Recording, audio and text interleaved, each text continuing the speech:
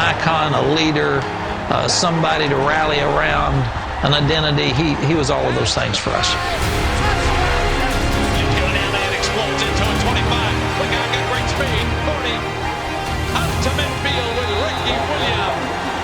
Never, ever let you down. Pulls his way in, touchdown, and the records start to fall.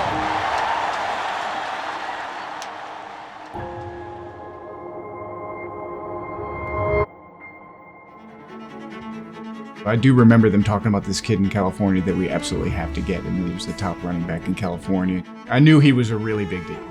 I remember him saying, I'm gonna go take a trip to Texas. And we had never been to Texas. I still remember like it was yesterday. He busted through my sister and I's bedroom, and he had a UT burnt orange starter jacket, University of Texas. And he's like, I think I want to be a Longhorn. And we're like, what's a Longhorn?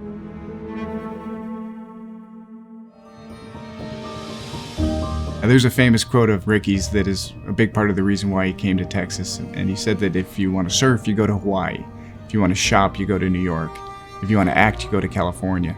If you want to play college football, you go to the University of Texas. He was one of those guys who kind of understood the value of having a legacy and the importance of building something here in Texas. Basically won every award you could possibly win. Comes back for his senior year, wants to win the Heisman, wants to break the NCAA rushing record, all the goals he had. He has his jersey, number 34, retired, having a statue outside the stadium in the North End Zone Hall of Fame, and having the field named after him, Earl Campbell. 11 yards shy of the record. Williams breaks a hole. Williams and a record book. Ricky Williams runs to the Hall of Fame. Cuts back. Ricky Williams touchdown.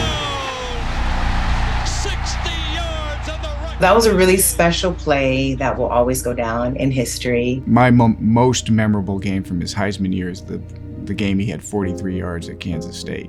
Kansas State's defense was completely set on stopping Ricky, but after the game in the locker room, he understands you got to take the highs with the lows and face the adversity. And the next 2 weeks, he had 318 and 350 yards and 6 touchdowns and 5 touchdowns to get back in the Heisman race.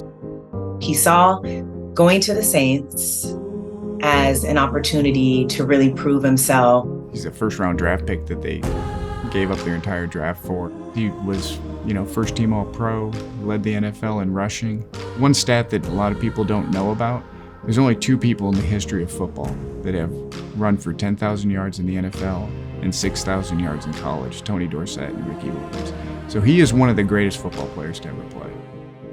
His tenacity and spirit to overcome the most challenging times is really the most inspiring thing about him and what I truly love, and it's been so encouraging to watch. The issues with the suspensions, once he had faced them head on and dealt with them and, came back and showed everybody that he's still a great team guy, a guy they can lean on, a guy they can trust. He just said, Cass, I'm just trying to find myself, and there's so much pressure to achieve, and I'm nervous that my body is going to take too many hits and I won't be able to come back from it. And that's exactly what he was able to do through the social anxiety and just needing to feel like himself and not always be Ricky the football player. There's a lot of things he wanted to do, and he was a giver who wants to give back to the world and wants to do great things, that he was going to do even better things after his football career. He needed that break from the NFL to go deeper, to go inside of himself. And then that has really turned into entrepreneurial business ventures with Real Wellness, LILA, as well as Highsman. So he's really found ways to, how can I take my personal interests for health, well-being, and turn that into something that I'm running and I'm owning. He's learning how to code. I was floored, but he said, I want to learn how to do this. The most surprising thing is how little concern he has for his fame as a thing. He really is committed to causing the next thing over the horizon, not looking over his shoulder or trying to preserve his glory days, because in his mind, the glory days are what's coming up ahead of him, not what's behind him. Ricky has one of the biggest hearts of anyone I know. He's a family man. He loves hard and loves well. He really was protective and looked out for us, and he does the same for his family. You know, his wonderful kids ranging in age, 2 years old, you know, all the way to 24, boys and girls. Ricky does have a lot of physical gifts for sure, and he does have a lot of intellectual gifts too, which are very underestimated, but it's his courage on the field of battle, whatever field that looks like, that's the thing that separates him from anybody else.